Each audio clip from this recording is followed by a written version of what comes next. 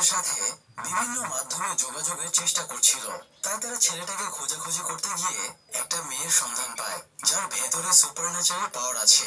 এই মেয়েটি মানসিক ক্ষমতা দিয়ে অনেক দূরের মানুষের সাথেও যোগাযোগ করতে পারে। তারা এই মেয়েটির মাধ্যমে জানতে পারে ছেলেটা আমাদের এই দুনিয়ার মতোই অন্য একটা দুনিয়াতে চলে গেছে।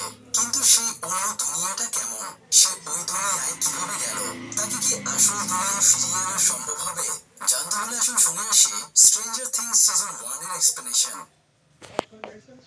6 নভেম্বর 1983 সাল, ইন্ডিয়ানা হকিন্স শহর।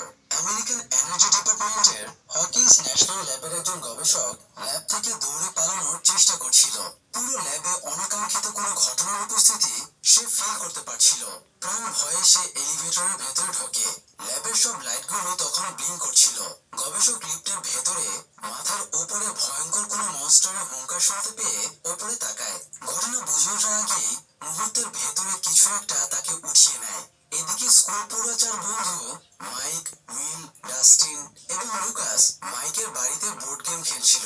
খেলার ফাঁকে তারা মুখরোচক সব গল্প বলে খেলাটা খুবই এনজয় করছিল। ততক্ষণে বেশ রাত হয়ে গিয়েছিল, তাই মাইকের মা তাদের খেলা বন্ধ করতে বলে। মাইক বাবার কাছে আরো কিছুক্ষণ খেলার অনুমতি চায়, কিন্তু তার বাবা টিভি নিয়ে ব্যস্ত ছিল। তাদের টিভিটার হঠাৎ কি হয়েছে, চ্যানেলগুলো কেমন ঝিরঝিরি হয়ে গেছে। মাইকের বাবার সমস্যার কিছু আর বুঝতে পারছিল না, তাই সে মাইকের কথায় গুরুত্ব দেয় না। মাইক বন্ধুদের সাথে বাইরে এসে তাদের বিদায় জানায়। বন্ধুরা চলে যাওয়ার পরে মাইকের বাড়ির বাইরের বাল্বটা 2বার ব্লিঙ্ক করে, তাই সে বাল্বটা বন্ধ করে ভেতরে চলে যায়। এদিকে উইলের বাড়ি বেশ কিছুটা দূরে। তার বাড়ি যাওয়ার পথে একটা জঙ্গল পড়ে।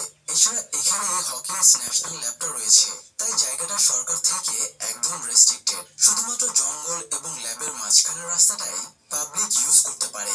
উইল সেই রাস্তা ধরে অন্ধকারের ভেতরে সাইকেল চালিয়ে যাচ্ছিল। হঠাৎ সে খেয়াল করে সামনে কিছু একটা দাঁড়িয়ে আছে।